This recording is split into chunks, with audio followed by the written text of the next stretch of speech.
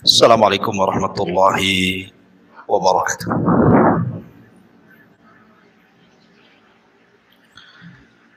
Alhamdulillah wassalatu wassalamu ala Rasulillah wa ala alihi wa sahbihi wa mawalah. Wa la hawla wa la quwwata illa billahi wa ba'd.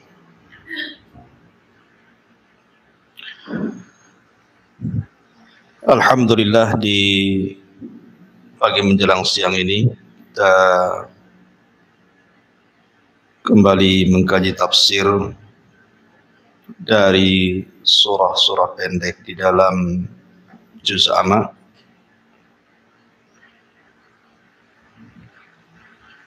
Dan surat yang kita akan kaji di pagi menjelang siang ini adalah surah Al-Ghashiyah.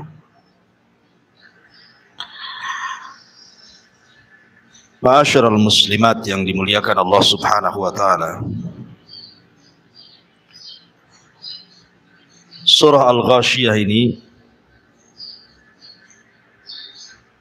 adalah surat yang menceritakan tentang hari kiamat.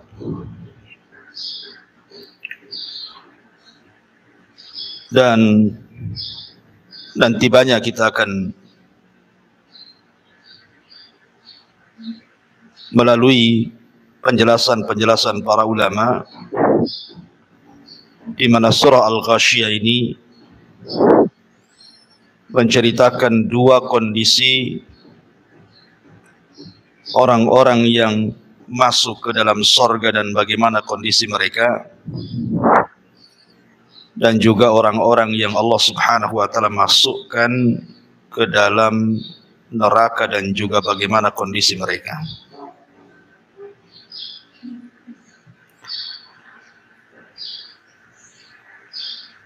Baik, kita langsung saja karena memang banyak penjelasan yang harus kita jelaskan nantinya. A'udzubillahi minasyaitonirrajim. Bismillahirrahmanirrahim. Hal ataka hadithul ghashiyah. Sudahkah sampai kepadamu ya Muhammad berita tentang Al-Ghashiyah? Apa itu Ghashiyah? Ada yang berpendapat bahwa Ghashiyah itu adalah ismun min asma al-qiyamah, satu di antara nama-nama kiamat. Dan nama-nama kiamat itu di dalam Al-Quran sampai mencapai 82 nama tentang kiamat itu. Ada Al-Qari'ah, kemudian juga Al-Qiyamah, dan begitu seterusnya. Lah salah satunya dari 82 nama kiamat itu adalah Al-Ghashiyah. Dan dalam kaidah Al-Quran, sebuah peristiwa yang banyak namanya menunjukkan itu bukan peristiwa biasa, tapi peristiwa yang luar biasa. Ya, karena kiamat itu peristiwa yang luar biasa. Tapi juga ada yang mengatakan bahwa Al-Ghashiyah itu ismun min asma'in nar, nama dari nama-nama neraka. Jadi nama neraka itu salah satunya adalah Al-Ghashiyah.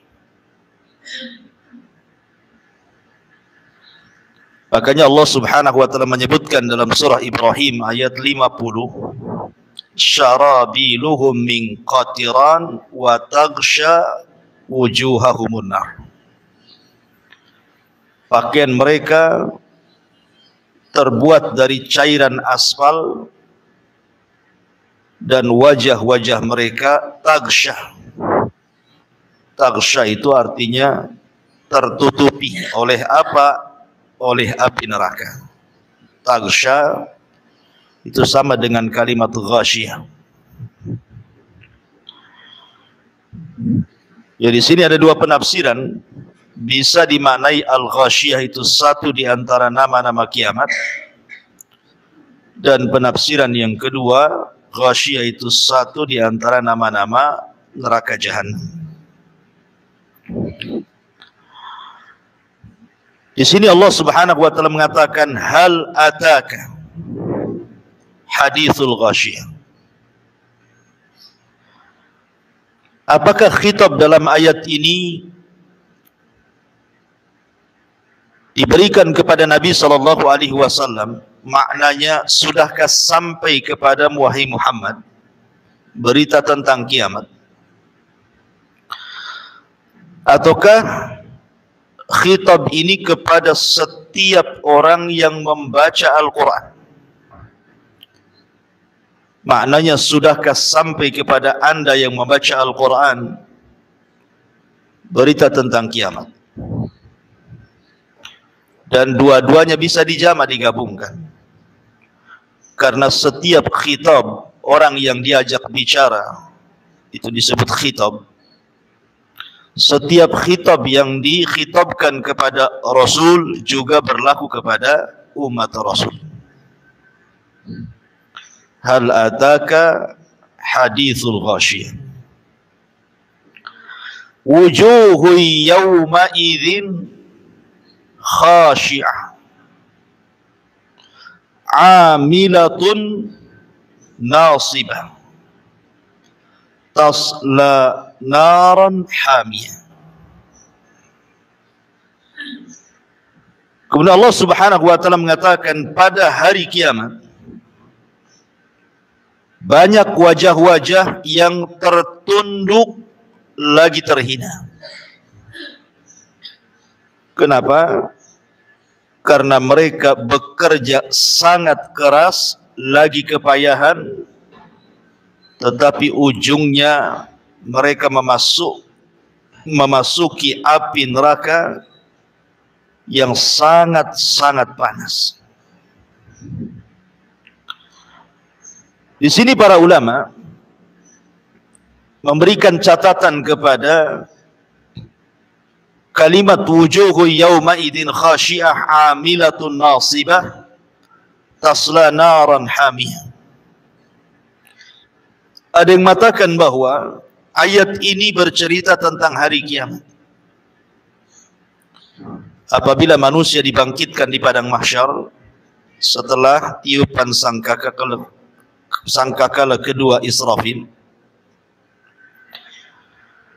maka ada orang-orang yang mereka betul-betul khusyuk,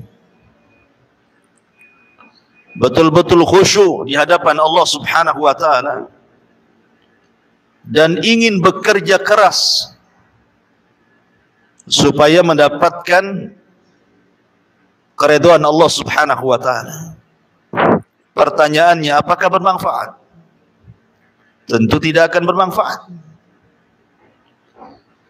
Karena khusyuk yang bermanfaat, bekerja keras lagi kepayahan dalam beribadah kepada Allah itu hanya bermanfaat kalau dilakukan di dunia. Di akhirat itu tidak akan berlaku lagi. Karena di akhirat itu yaumul hisab, hari di mana kita dituntut pertanggungjawaban. Kalau mau khusyuk ya di dunia. Kalau mau bekerja keras untuk beribadah dan kepayahan dalam ibadah di dunia, baru manfaat untuk akhirat. Makanya Ali radhiyallahu anhu mengatakan, al-yaum yaumul amal wa ghadan yaumul hisab. Sekarang di dunia inilah tempat kita beramal, dan besok di akhirat itu tempat kita dihisab. Jadi kalau ingin khusyuk ya di dunia. Dan ibadah itu memang ada kepenatan, ada kelelahan. Ibu sholat,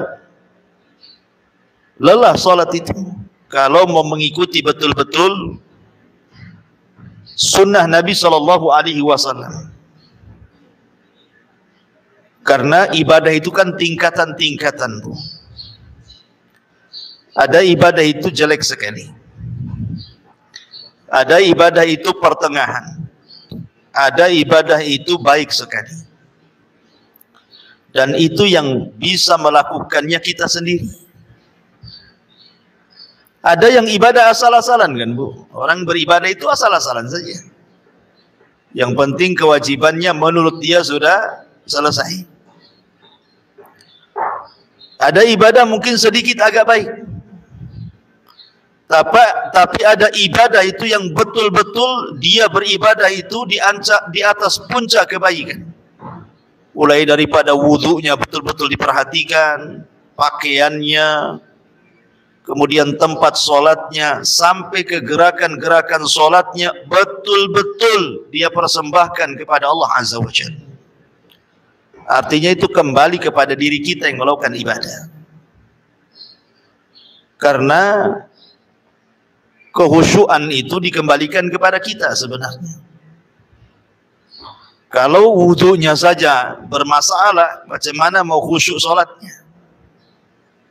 Tapi kalau dalam berwudu dia sudah memperhatikan betul-betul bagaimana cara wudu Nabi, kemudian masuk ke dalam sholat dan dia memperhatikan bagaimana sholat Nabi, sallu kama ra'aitumuni usalli, sholatlah kalian sebagaimana melihat aku sholat, insya Allah dia akan mendapatkan kehusyuan.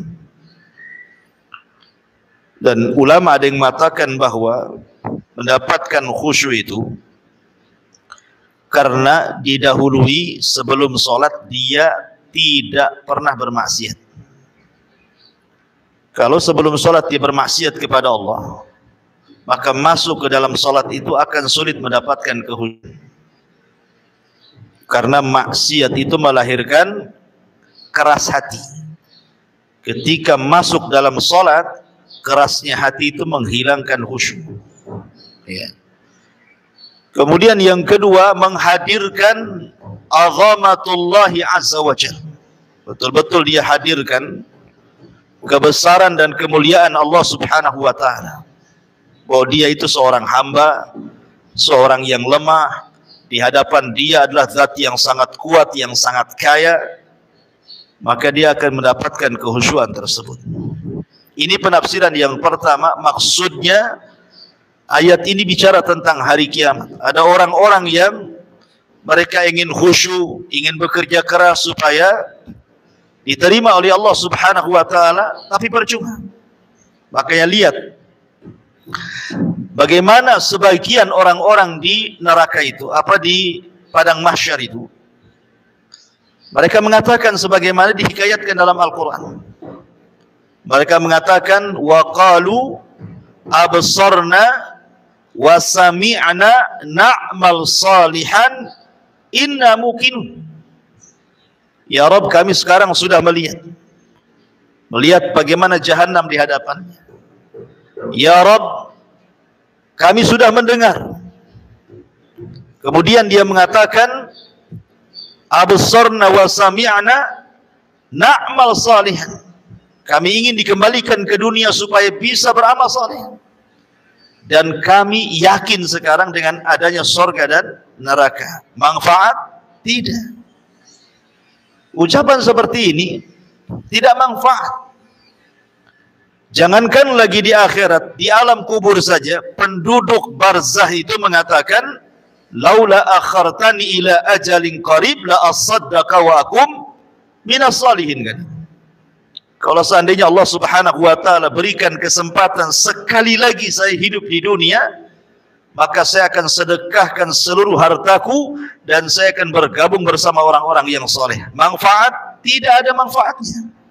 Karena ucapan ini diucap setelah kematiannya. Begitu juga setelah terjadinya kiamat, tidak ada manfaat. Tetapi yang bermanfaat itu harusnya ketika dia masih hidup, dia mengatakan sami'na wa ata'na.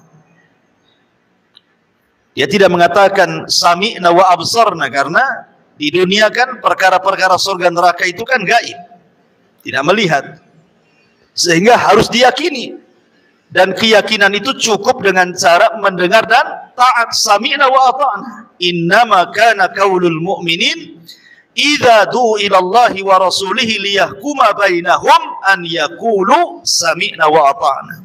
Kata kunci seorang mukmin apabila dipanggil Allah dan Rasulnya untuk berhukum dengan sesuatu, maka mereka mengatakan kami dengar dan kami taat. Ini satu penafsiran. Penafsiran yang kedua, ayat ini bicara tentang al-Yahud wan Nasara. Ayat ini bicara tentang kaum Yahudi dan kaum Nasrani. Jadi orang-orang Yahudi, orang-orang Nasrani digambarkan oleh Allah Subhanahu wa taala wujuhu yauma idzin khasyiyah. Pada hari kiamat wajah-wajah mereka tertunduk hina karena di dunia bekerja keras dan kepayahan, tapi di akhirat tasla naran hamiyah. Percuma kerja kerasnya, ujung-ujungnya masuk neraka. Dalam sebuah athar yang dinukilkan oleh Imam Ibnu Katsir rahimahullahu taala. Jadi suatu ketika Umar bin Khattab radhiyallahu an melewati tempat tinggal seorang pendeta. Di zaman Umar itu lewat di sebuah daerah, di situ melewati tempat seorang pendeta. Lalu Umar memanggil pendeta tersebut. Kemudian tiba-tiba ketika muncul pendeta tersebut di hadapan Umar bin Khattab radhiyallahu an, tiba-tiba kemudian Umar memandang pendeta itu, wayabki, kemudian menangis. Sang pendeta heran, kok gara-gara memandang dia kok bisa nangis gitu ya. Akhirnya pendeta mengatakan, ya Amiral Mukminin, ma yubkik. Wahai Amiral Mukminin, apa yang membuat Anda menangis ketika melihat diriku? Maka Umar radhiyallahu anhu mengatakan, zakartu qaulallahi azza wa jalla, aku teringat dengan firman Allah kepadamu, amilatun nasibatun tasla naran hamiyah. Kata Umar bin Khattab radhiyallahu an, ada orang-orang yang bekerja keras dan juga kelelahan, keletihan dalam beramal soleh di dunia, tapi ujung-ujungnya Allah masukkan ia ke dalam neraka. Fadzakal ladzi abkani, itulah yang menjadikan aku menangis, kata Umar. Sambil mengisyaratkan kepada pendeta itu maksudnya. Ya. Kenapa demikian? Karena setelah diutusnya Nabi sallallahu alaihi wasallam, seluruh agama tidak berlaku. Inna dina indallahil Islam. Agama yang paling diridhai Allah itu hanyalah agama Islam. Wa man yabtaghi ghairal islami dinan falan yuqbala minhu. Barang siapa yang mencari selain Islam itu sebagai agamanya, falan yuqbala minhu, dia tidak akan diterima. Cukup sampai di sini tidak. Wa huwa fil akhirati minal khasirin, dan dia di akhirat termasuk orang-orang yang rugi. Kenapa bahasa Quran mengatakan di akhirat termasuk orang rugi? Kenapa tidak Allah katakan di akhirat masuk neraka umpamanya? Di akhirat masuk jahanam, di akhirat akan diadab. Tetapi Allah bahasakan wa huwa fil akhirati minal khasirin, dan dia di akhirat termasuk orang rugi, ya karena di dunia lelah letih ibadah, tapi di akhirat masuk neraka kan rugi. Dia sudah habiskan waktunya, tenaganya, biayanya untuk konon dia menyembah Allah, tapi seluruh daya upayanya ditolak Allah. Qul hal nunabbi'ukum bil akhsarina a'mala alladzina dhalla sa'yuhum fil hayatid dunya wa hum yahsabuna annahum yuhsinuna sun'a. Maukah kuhabarkan kepada kalian, kata Allah, orang yang paling rugi amalannya, mereka lah orang-orang yang sudah berupaya keras di dunia, wahum yahsabuna annahum yuhsinuna sun'ah, sementara mereka mengira bahwa usahanya itu sebuah kebaikan, padahal bukan kebaikan. Itulah orang-orang yang merugi. Jadi ada juga yang mengatakan bahwa ayat ini turun kepada Yahudi dan Nasrani. Ada juga yang mentafsirkan bahwa ayat ini turun kepada Khawarij, kelompok Khawarij. Karena kelompok Khawarij itu amilatun nasibah tasla naran hamiyah. Orang-orang Khawarij itu luar biasa bu solatnya. Solat mereka jauh lebih hebat dibandingkan solat kita. Baca Quran mereka jauh lebih hebat dibandingkan baca Quran kita. Puasa mereka jauh lebih mulia, lebih hebat dibandingkan puasa kita. Tapi kenapa kemudian akhirnya mereka masuk neraka? Dan Rasul katakan yamrukuna minad din kama yamrukus sahmu minar ramiyah. Mereka melesat dari Islam seperti anak panah keluar dari busurnya. Karena amalan mereka tidak mencontoh Nabi. Amalan mereka tidak mencontoh Nabi, makanya kemudian percuma amalannya, karena amalan yang tidak mencontoh Rasul, kata Nabi SAW, man amila amalan laisa alaihi amruna fahuwa raddun. Barang siapa yang beramal yang tidak ada perintahnya dalam urusan kami, kata Rasulullah, maka amalan itu tertolak. Mardud, rad itu artinya ditolak, percuma. Jadi orang-orang Khawarij itu, makanya suatu ketika ada seseorang yang datang kepada Imam Al-Hasan Al-Basri rahimahullahu ta'ala. Hasan Al-Basri mengatakan, sesungguhnya orang-orang Khawarij itu sebenarnya bukan beramal karena Allah. Mereka sedang beramal karena dunia. Kemudian orang ini membantah perkataan Imam Hasan Al-Basri dan mengatakan, ya Imam, aku melihat dengan mataku. Mereka, maksudnya orang-orang Khawarij itu, mereka rela keluar dari rumah-rumah mereka, meninggalkan anak istri mereka, mengorbankan dunia mereka, bahkan mereka rela berperang sampai kemudian gugur di pertempuran. Apakah itu dikatakan mereka beramal karena dunia ya Imam? Bukankah zahirnya mereka beramal karena akhirat? Kemudian Imam Hasan Al-Basri membantah orang ini dan mengatakan, karena kan orang-orang Khawarij itu kebiasaan mereka memberontak kepada pemerintah yang sah. Ya, dan itu kita bisa lihat sejarah-sejarah bagaimana orang-orang Khawarij berperang melawan Ali bin Abi Thalib selaku khalifah kaum muslimin sampai mereka bertempur habis-habisan. Mereka rela mati gitu ya dalam peperangan itu. Jadi Hasan Al-Basri mengatakan, saya tanya kepada kamu, apakah pemerintah melarang sholat sehingga harus diperangi? Tidak. Apakah pemerintah melarang kalian berpuasa sehingga harus diperangi? Maka orang ini mengatakan tidak. Apakah pemerintah melarang haji sehingga harus diperangi? Orang ini mengatakan tidak. Apakah pemerintah melarang engkau berpakaian muslim seperti ini? Dia mengatakan tidak. Apakah pemerintah melarang ibadah-ibadah? Tidak. Kenapa harus diperangi? Kalau memang pemerintah membiarkan kita sholat, membiarkan kita puasa, membiarkan kita haji, membiarkan kita berpakaian muslim, membiarkan kita beribadah, lalu apa gunanya Anda menyerang pemerintah itu apa?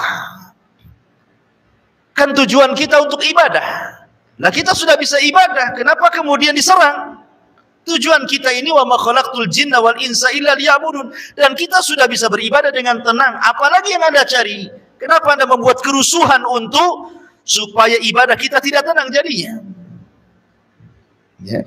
Ma'asyiral muslimat yang dimuliakan Allah Azza wa Jalla, dari sinilah maka ayat ini ada yang mengatakan turun kepada Khawarij, karena Rasul mengatakan yahkiru ahadukum salatahu ma'a salatihim wa siyamahu ma'a siyamihim yaqra'una al-Qur'an la yujawizu tarakiyahum yamruquna minad din kama yamruqus sahmu minar ramiyah. Salah seorang di antara kalian meremehkan salatnya di hadapan salat mereka, puasanya di hadapan puasa mereka, bacaan Qur'annya di hadapan bacaan Qur'an mereka, akan tetapi mereka keluar dari Islam sebagaimana anak panah melesat dari busurnya. Mereka lelah bekerja, tetapi mereka tidak berpahala, seperti anak panah keluar dari busurnya. Percuma. Jadi ayat ini juga Ada yang mengatakan turun kepada siapa? Orang Khawarij. Ya. Tasla naran hamiyah. Maka ada orang-orang yang lelah letih bekerja di dunia tapi ujung-ujungnya masuk ke dalam neraka. Ada yang dibaca tusalla naran hamiyah, ada yang dibaca tasla naran hamiyah. Kemudian Allah mengatakan tusqa min ainin aniyah. Tusqa min ainin aniyah. Orang-orang yang masuk ke dalam neraka itu diberi minum dari sumber air yang sangat panas. Masih kisah Hasan Al-Basri rahimahullahu ta'ala. Hasan Al-Basri suatu ketika membuat kajian seperti ini. Tiba-tiba muridnya ini memberikan air mineral, air putih, ya, untuk minum sang imam. Kayak ibu ya, kalau saya kisah kajian kan kasih minuman gini. Jadi Hasan Al-Basri ini memandang minuman itu, tiba-tiba dia menangis. Hanya gara-gara memandang air mineral ini, tiba-tiba menangis. Sang murid ini yang menghidangkan air tersebut merasa bingung. Salah apa? Saya hanya menghidangkan minuman saja. Kenapa sang imam tiba-tiba menangis ketika memandang minuman itu? Kemudian ditanya, wa mayubkika ya imam? Kenapa anda menangis wahai imam? Maka Hasan Al-Basri mengatakan, tadzakartu umniyata ahlin nar. Aku teringat dengan angan-angannya penduduk neraka. Kemudian ditanya, wa ma umniyatu ahlin nar ya imam? Lalu apa angan-angan penduduk neraka itu wahai imam? Maka Imam Hasan Al-Basri membacakan satu ayat. Wa nada ashabun nar ashabal jannah an afidhu alaina minal ma' au mimma razaqakumullah. Kita tahu bahwa neraka dan sorga itu masing-masing ada jendela. Penduduk sorga bisa melihat penduduk neraka juga bisa menyaksikan penduduk sorga. Jadi penduduk neraka ini berteriak-teriak, wa nada ashabun nar ashabal jannah. Berteriaklah penduduk neraka kepada penduduk sorga. Apa teriakannya?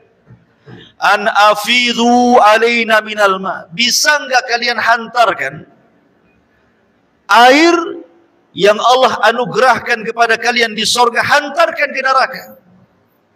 Atau dari apa saja yang Allah rizkikan kepada kalian di sorga?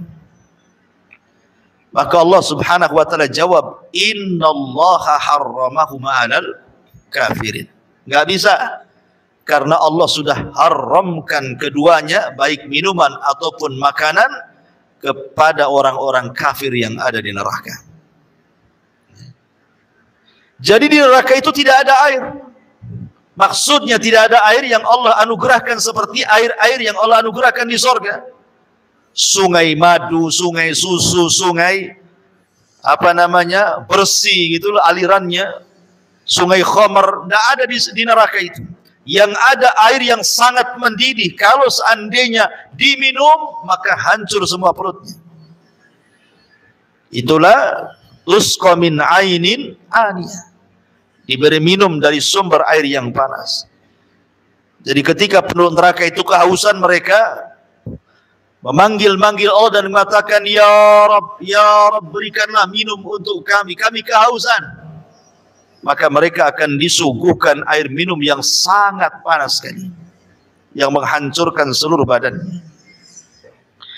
Kemudian Allah mengatakan, laisa lahum ta'amun illa min dharih. Laisa lahum ta'amun illa min dharih. Tidak ada makanan bagi mereka penduduk neraka selain daripada pohon dhari'. Apa pohon dhari' ini?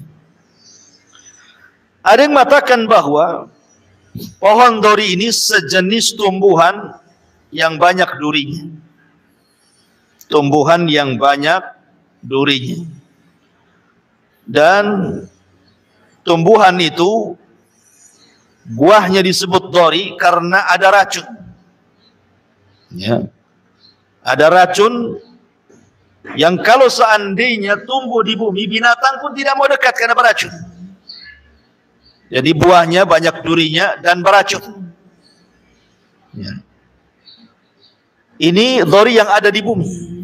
Bagaimana dhari yang ada di neraka?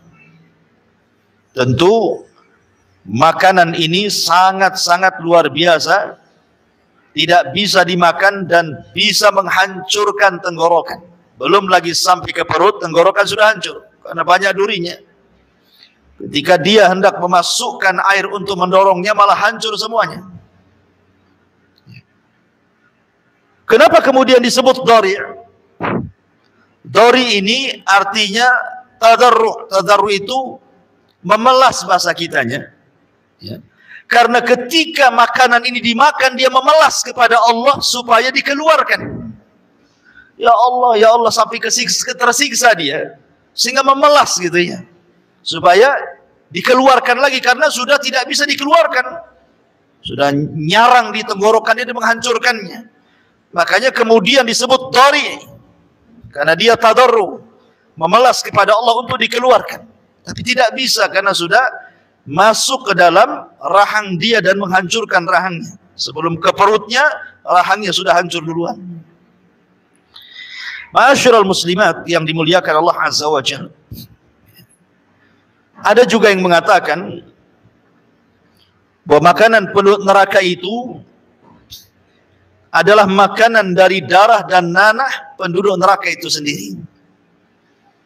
Jadi kalau penduduk neraka itu kelaparan, maka akan disuapi nanah dan darah dari penduduk neraka itu sendiri.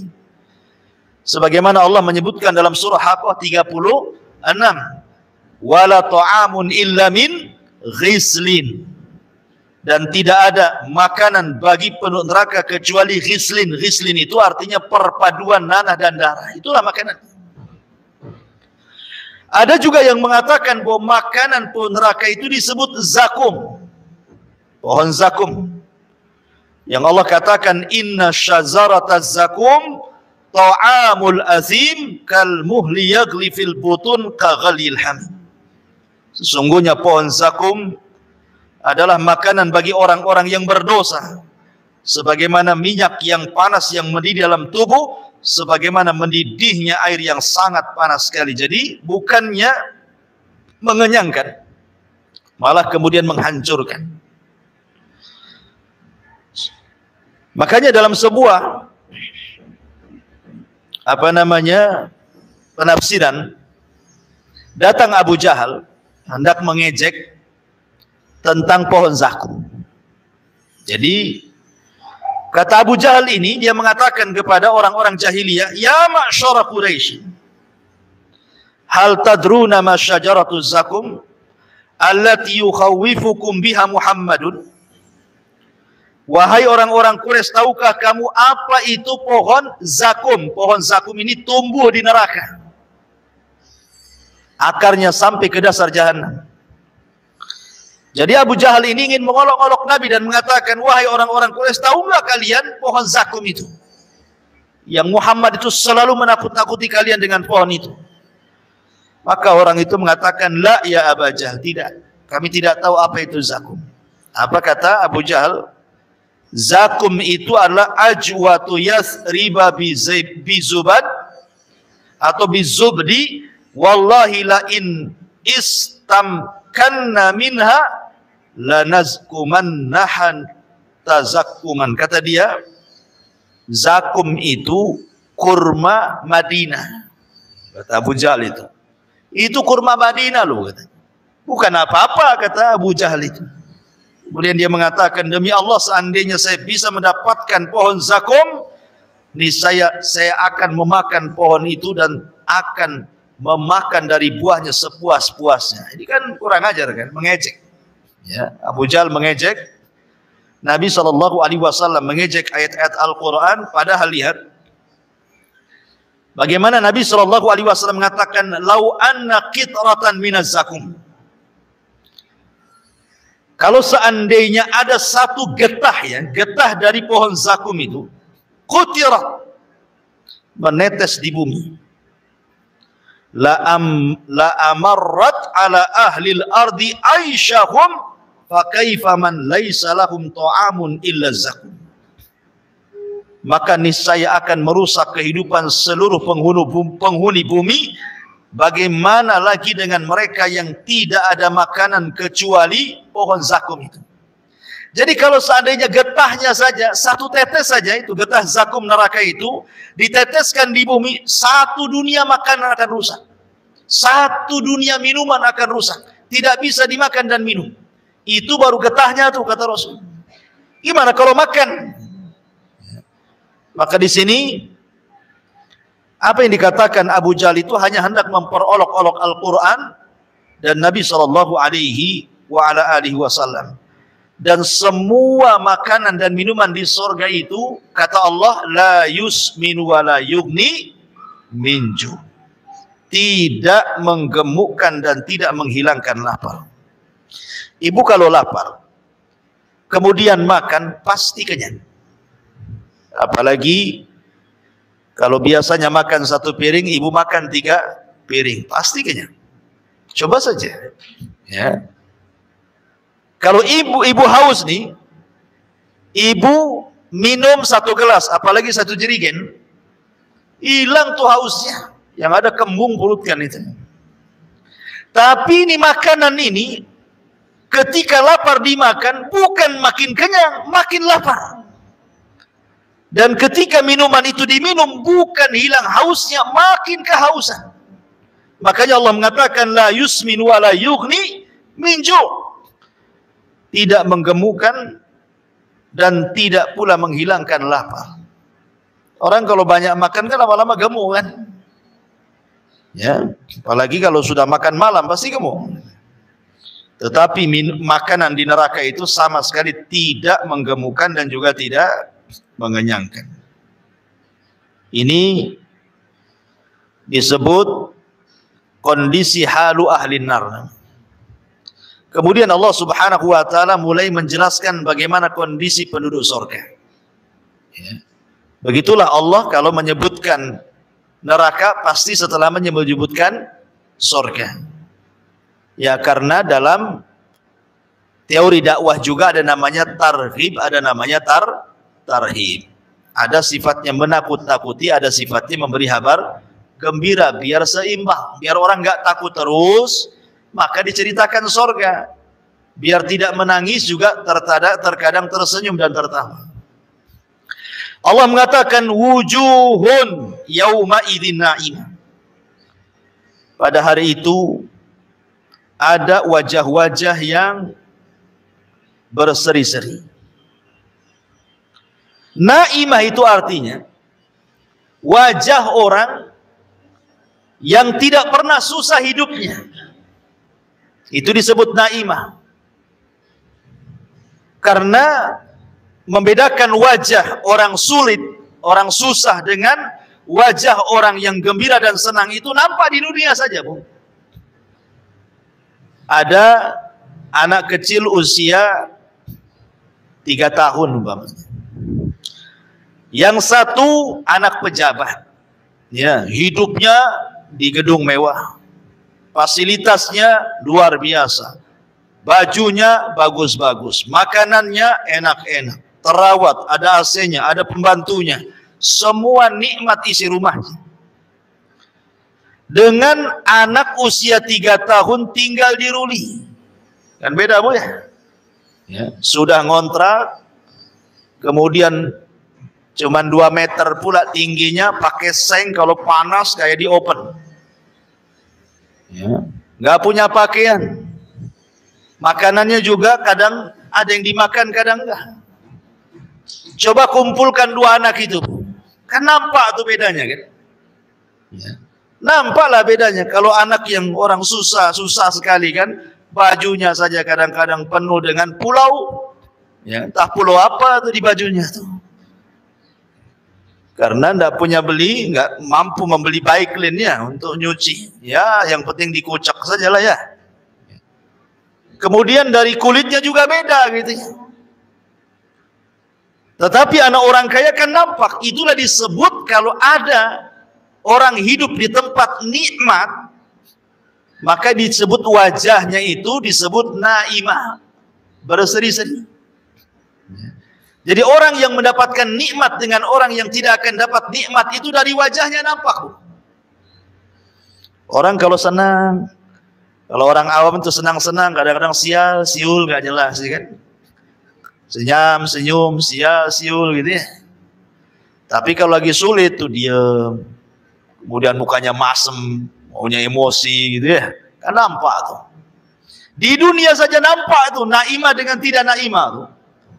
Apalagi di sorga. Saya contohkan sebuah hadis. Didatangkan nanti di hadapan Allah pada hari kiamat min an'ami ahli dunia.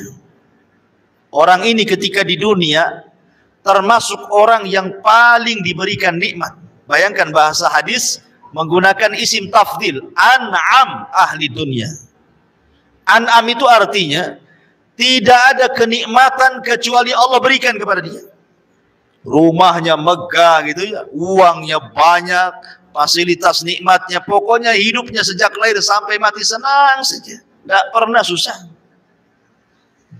Tetapi Allah takdirkan dia termasuk penduduk neraka. Didatangkan di hadapan Allah. Kemudian oleh Allah dicelupkan sekali celupan ke neraka, diangkat lagi. Kemudian Allah tanya kepada dia, hal marra bika min ni'amin qad. Kamu selama di dunia, dari mulai lahir sampai usia kamu anggaplah 100 tahun, kau tidak pernah sulit. Setelah aku celupkan kau ke neraka, masih terbayang enggak kenikmatan itu? Dia mengatakan, wallahi ma marra bi min ni'amin qatun. Demi Allah, tidak ada kenikmatan yang sudah pernah saya alami di dunia terlintas sedikit pun tidak. Padahal sejak bayi sampai mati dia senang saja. Tapi sekali dicelupkan di neraka, hilang tuh semua memorinya tuh. Nggak terbayang lagi dia dulu punya mobil, dia dulu punya rumah, dia dulu punya kebun, dia dulu punya uang, dia dulu makan enak, istrinya cantik, dan nggak lagi hilang udah. Nggak terbayang sedikit pun tuh, bayangkan. Begitu ngerinya neraka, baru dicelupkan saja tuh. Tetapi kata Nabi SAW, ada orang yang dihadapkan kepada Allah min akhbasi ahlil ardi. Termasuk orang yang paling susah sejak lahir sampai mati. Tidak pernah senang hidupnya. Susah. Tidak punya rumah. Hidup di bawah jembatan. Cari rezeki pun susah. Kadang harus minta-minta, menahan malu. Pokoknya susah lah. Semua kesusahan ada pada dia. Sejak lahir sampai mati. Tetapi dia termasuk ahlil jannah. Penduduk sorga. Kemudian Allah panggil, Allah celupkan di sorga. Kemudian habis dicelupkan, diangkat lagi dari sorga. Kata Allah, hal marra bika min bukhsin qad. Apakah masih ingat keperitan hidup dulu kau di dunia, kau diusir sana sini, dihina sana sini gitu ya? Masih teringat enggak? Dia mengatakan, demi Allah tidak teringat sedikit pun. Hanya gara dicelupkan di sorga, semua memori susah di dunia itu hilang semua. Seperti itu loh gambaran neraka dan sorga. Lah di akhirat itu orang-orang yang beriman memiliki 4 wajah. Di akhirat itu orang-orang yang beriman memiliki 4 wajah. Wajah yang pertama yang Allah firmankan, yauma tabyaddu wujuh. Pada hari itu di akhirat ada wajah-wajah yang sangat putih bersih. Kapan itu? Di permulaan hisab. Ketika dia membaca catatan kebaikannya, maka wajahnya menjadi putih bersih. Ini yang pertama. Kemudian yang kedua, wajahnya musfir. Musfir itu artinya dari wajah yang sudah putih bersih terpantul cahaya. Wajahnya penuh dengan cahaya. Ya, bahasa ibu-ibu apa? Glowing itu apa namanya? Ya sudah putih, glowing lagi kan itu. Jadi timbul tuh cahaya tuh. Kapan itu? Saat selesai membaca catatan. Dari wajahnya yang sangat putih bersih terpancar sinar. Sudah putih bersinar lagi. Musfir. Wujuhu yawma idin musfirah. dhahikatu mustabsirah, dan dia pun tertawa karena senang. Ini dua wajah sebelum masuk surga. Dua wajah ini sebelum masuk ke dalam surga. Awal hisab dan akhir hisab. Ketika masuk ke dalam surga, inilah wajah yang disebutkan dalam surah Al-Ghasyiyah ini. Wujuhu yawma idzin na'imah. Ketika dia melihat surga dengan istana-istananya, dengan sungai-sungainya, dengan taman-tamannya, dengan para pembantunya, dan begitu seterusnya. Mulai dia berseri-seri, senyum, kan? Kan begitu Bu, kalau lihat nikmat itu kan di dunia saja senyum Bu ya. Ibu kemudian ketiban duren, bukan asli ya, kalau asli habislah kepala. Maksudnya ketiban duren, tahu-tahu dapat uang banyak miliaran. Kan senyum-senyum saja Bu. Kenapa? Tenang, hutang rumah selesai, hutang kulkas selesai, hutang ini selesai, semua selesai. Senyum aja dia kan. Itu kalau dapat nikmat. Tapi kalau datang tagihan listrik Bu, itu kan lain tuh. Udah stres nih, listrik mau naik nih. Jadi di dunia saja nampak gitu kalau melihat sebuah nikmat itu, apalagi di sorga yang kenikmatannya tidak bisa dilihat, baru mereka lihat, kenikmatannya tidak bisa didengar dan tidak pernah mendengar. Di dunia tiba-tiba betul-betul dia mendengar, di akhirat seperti apa? Melihat, mendengar, dan sudah tidak dibayangkan karena sudah di dalam surga. Ya tentu wajahnya naimah berseri-seri. Kemudian yang terakhir adalah wajah-wajah yang radhiyah. Yang radhiyah itu senang, redha gitu ya. Orang redha kan senang Bu. Di dunia saja orang redha itu senang. Walaupun susah, yang penting kan redha gitu ya. Ini 4 wajah bagi ahlul imani wal Islam, bagi orang yang beriman dan orang Islam. Wujuhun yawma idzin na'imah li sa'yiha radiyah. Mereka redha, mereka senang karena usahanya sendiri. Ibu kalau sholat kemudian habis sholat senang. Senang karena ibu sudah melaksanakan perintah. Ya. Kemudian ibu puasa, senanglah kalau sudah berpuasa itu kayak senang, plong gitu ya. Ikhlas. Kapan lagi puasa Ramadan ditunggunya sama dia. Ya, masih nengok almanak gitu ya.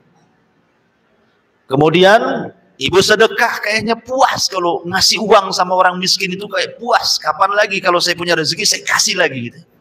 Itu namanya radhiyah. Kalau orang beribadah seperti itu saja Bu, radhiyah, itu di dunia itu senang sekali rasanya. Kayaknya plong gitu ya.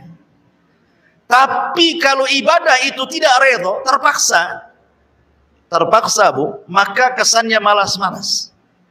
Nggak senang melakukan ibadah itu. Kalau sudah datang waktu sholat gitu kan, aduh sholat lagi nih. Belum tidur, azan. Dari mulai itu kan, gelisah dia. Ya. Jadi akhirnya kemudian ibadah itu jadi beban bagi dia. Kayak ibu punya utang sama orang, kalau sudah dibayar tuh plong gitu. Ya gitu juga. Jadi sholat itu hanya sekedar melaksanakan kewajiban saja. Kalau sudah sholat kayaknya plong. Plong itu maksudnya bukan senang, tapi kayaknya sudah terbayar tuh utang tuh gitu. Begitu. Ya. Jadi ada orang-orang di dunia saja kita melaksanakan ibadah penuh ikhlas, ridho, ditunggu kapan sholat asar datang, itu sudah bagi kita itu tidak terbebani semua ibadah itu. Apalagi di surga yang tidak ada ibadah sama sekali. Masyarul muslimat yang dimuliakan Allah Azza wa Jalla. Maka orang yang merasa ridho dengan ibadahnya, maka itu orang yang akan mendapatkan redha dari Allah. Jadi kalau dia redha dengan ibadahnya sendiri, maka itu sebab terbesar mendapatkan keredhaan Allah. Demi Allah Bu, mendapatkan keredhaan Allah kata para ulama itu bukan perkara sulit. Asal kita mau melakukannya. Contoh umpamanya yang ringan saja, kalau ibu habis makan, ibu mengucapkan alhamdulillah. Habis minum mengucapkan alhamdulillah. Dalam setiap hal ibu katakan alhamdulillah. Katakan alhamdulillah ala kulli hal, pada setiap kondisi. Mau susah, alhamdulillah. Ya, sesusah-susahnya saya masih bisa makan. Terus sebelah itu sesusahnya dia susah sampai kurus. Gitu ya. Dia masih bersyukur gitu maksudnya ya. Dengan yang ada itu masih disyukuri. Itu salah satu sebab terbesar ibu mendapatkan ridha Allah. Karena memang orang yang seperti ini menerima apapun yang diberikan oleh Allah Azza wa Jalla, itu syarat terbesar untuk dapat ridha. Ketika dia ridha dengan apa yang diberikan oleh Allah, maka Allah pun ridha kepada dia. Ketika dia tidak ridha akan apa yang diberikan Allah, maka Allah pun tidak akan ridha kepada dia. Karena orang yang tidak ridha dengan pemberian Allah, biasanya dia menjadikan Allah itu objek celaan. Biasanya seperti itu. Orang yang tidak ridha nih pemberian Allah, Allah jadi objek celaan kita. Ya Allah, kenapa aku saja yang susah? Kenapa enggak sebelah saja disusahkan tuh? Nah, itu ya. Kasih aku aja yang sakit bertahun-tahun. Kenapa orang itu sehat-sehat saja? Kasih aku aja anaknya nakal. Kenapa orang anak-anak baik, anak-anak orang itu baik? Ya karena kau tidak mendidiknya kan gitu. Jadi malah Allah yang disalahkan tuh. Ya, jangan seperti itu. Ya, lisa'yiha radiyah.